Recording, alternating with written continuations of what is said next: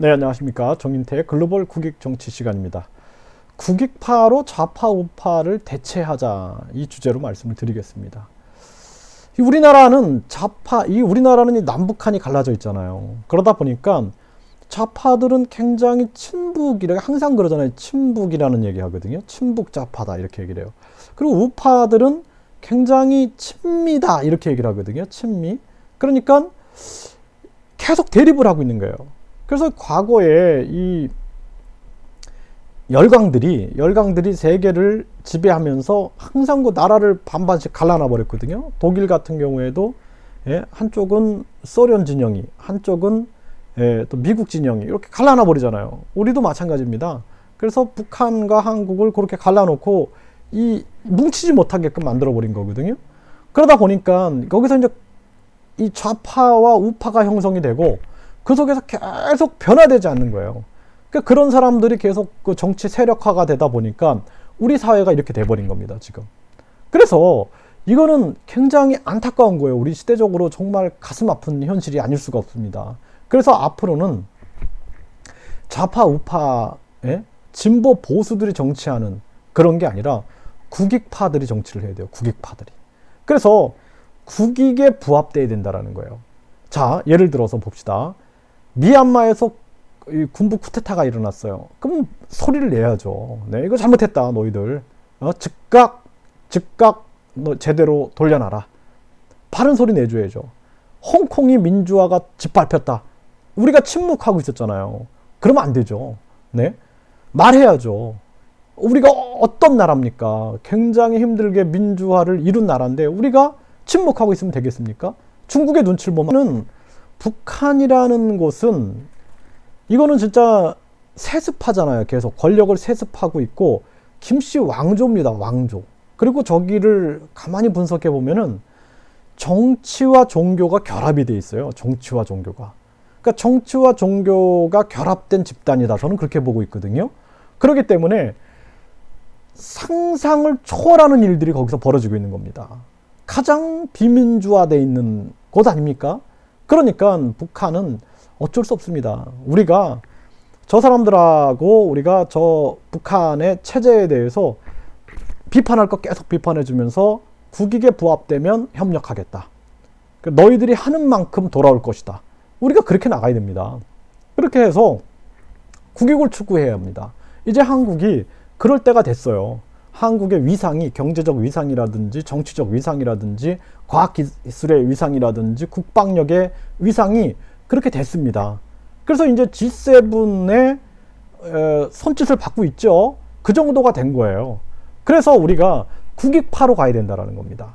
그래서 우리가 세계 민주주의 국가들 있잖아요. 우리는 자유민주주의와 시장경제를 거부할 수 없어요. 예? 우리는 그런 사회에 살고 있는 겁니다. 물론 자유민주주의와 시장경제에서 이제 우리가 수정해야 할 부분들은 있어야겠죠. 그런 부분들은 우리가 수정해 나가면서 기본 바탕은 자유와 정의를 추구하는 거죠. 자유와 정의. 네. 그래서 자유롭고 정의로운 대한민국이라고 얘기를 하잖아요. 자유롭고 정의로운 대한민국이라는 가치를 우리는 아시아에서 강력하게 외쳐야 돼요. 그 자유롭고 정의로운 대한민국에 살고 싶은 사람들이 많아지는 거예요. 그렇게 되면 대한민국은 발전할 수밖에 없는 겁니다. 정말 저기는 자유롭고 정의로운 곳이다. 그래서 제가 생활동반자법도 통과시켜야 된다. 자유롭지 않습니까? 네. 그 자유롭고 정의로운 대한민국. 예? 그리고 북한에 대해서도 저게 북한의 인권 문제에 대해서 이야기하고, 그렇죠? 그리고 너희들이 남북 연락사무소를 파괴한 거에 대해서 배상해라. 예? 강력하게 얘기하고, 너희들 이제 앞으로는 우리가 너희들이 잘못하고 있는 부분들, 그런 부분에 대해서는 우리도 얘기하겠다. 국익에 부합되면은 우리는 협력하겠다. 중국도 마찬가지다. 너희들이 인권을 탄압하면은 우리도 너희들에게 함께 할 수 없다. 더 중요한 것은 우리가 자유와 정의라는 가치다. 그 멋있지 않습니까? 그러면은 아시아의 많은 국가들 또는 서방이나 많은 세계 국가들이 대한민국을 얼마나 멋있게 생각을 하겠어요. 국익파가 정치하는 그러한 시대가 열려야 됩니다. 이번에 보십시오. 대법원장이 거짓말을 했죠. 거짓말쟁이. 창피하지 않습니까? 거기다가 사법농단 판사들 보세요. 예? 정치의 입김에 예? 아주 그 정치의 눈치를 보면서 재판에 개입하고 있는 그런 판사들 보십시오. 그러면은 이거에 대해서 좌파와 우파들이 동시에 비판해 줘야 되거든요. 저 대법원장 저거 탄핵해야 됩니다.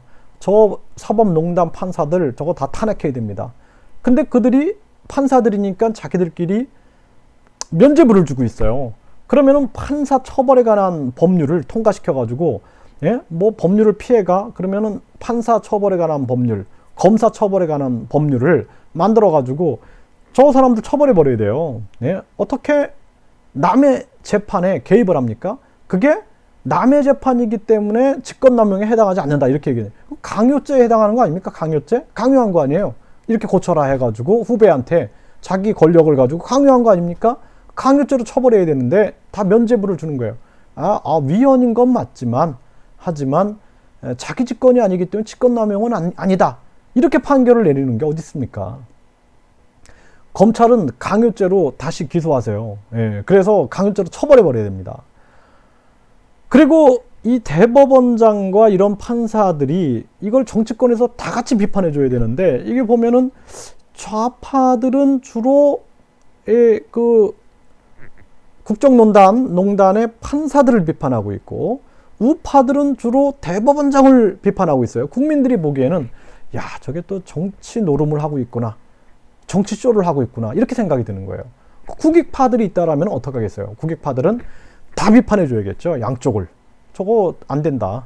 국익에 도움이 되지 않는다.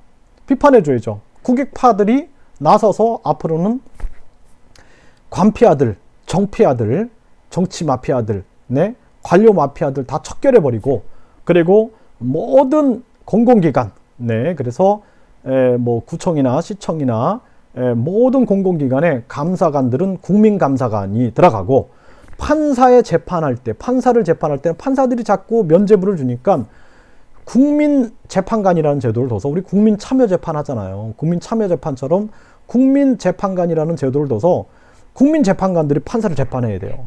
그러지 않으면은 저들이 계속 면죄부를 주고 그러면은 우리 사회는 사법 불신이 더 커질 수밖에 없습니다. 저는 믿지 않아요, 지금. 네. 대법원장 판사들이 저기서, 예, 재판에 개입하고 정치적 눈치를 보고 조작하고 이런 걸 보면서 저는 믿지 않습니다. 검사들이 아주 그 전관 예우받고, 전관 예우가 아니죠. 전관, 현관, 유착 비리를 저지르면서, 네. 아주 사법, 예, 브로커 역할을 하고 있는 거죠. 네. 법조 브로커 역할을 하면서 각종 이권을 챙기고 자기들의 수임료를 진짜 뭐 3배, 4배, 5배, 많게는 뭐 몇억, 예? 뭐 수십억을 받아가지고 횡령하고, 예? 또 그 돈을 세무신고도 안 하고, 이런 각종 범죄들이 막 드러나고 있잖아요. 누굴 믿겠어요? 경찰들 믿습니까? 경찰청 공무원들의 비리가 아주 통계적으로 비리가 가장 많은 집단인 거예요.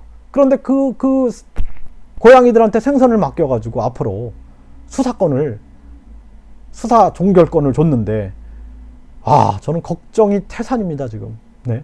그래서 이걸 대체할 수 있는 것은 그들을 공수처에서도 수사할 수 있게끔 만들어주고, 그리고 이 판사들 같은 경우는 국민 재판관들, 또 공수처의 이 아주 진짜 정치적 중립을 정의와 법과 양심에 따르는 그러한 검사들이 있어야 되고, 또 국민 감사관들, 감사원도 마찬가지입니다. 국민 감사원들이 철저하게 감사해서 그들의 모든 잘못들을 낱낱이 밝혀서 우리 대한민국이 자유롭고 정의로운 그러한 대한민국이 될 수 있게끔 만드는 것, 이것이 가장 중요한 우리의 숙제다, 이렇게 말씀을 드리고 싶습니다.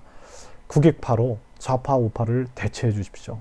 국민들이 정말 이제는 판단을 해야 할 때입니다. 그래서 더 이상 좌파 논리, 우파 논리, 보수 논리, 진보 논리가 아니라 이제는 모두가 국익에 부합되면은 함께 가고, 뭐 여당 야당이 어디 있어요? 국익에 있어서는 여당 야당이 없는 거예요.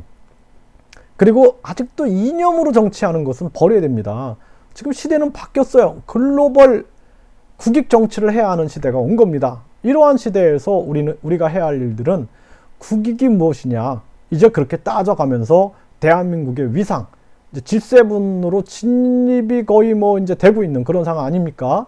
그리고 민주주의 국가들과의 연합을 통해서 세계 민주주의를 우리가 정말 발전시키는데 노력해야 되고, 미얀마처럼 저렇게 저 쿠데타 일어나고, 북한, 중국처럼 인권을 막 탄압하고, 또 세계 어느 국가들 보세요. 인권이 탄압해서 국민들이 고통받고 있는 그러한 국가들에 우리가 제재도 가하고 목소리도 낼 수 있는 그런 국가가 돼서 세계에 책임감 있는 리더 국가가 돼야 됩니다. 이것이 대한민국의 미래다. 저는 그렇게 보고 있습니다. 그것을 이룰 사람들은 국익파들이다. 저는 그렇게 보고 있는 것입니다. 네, 감사합니다.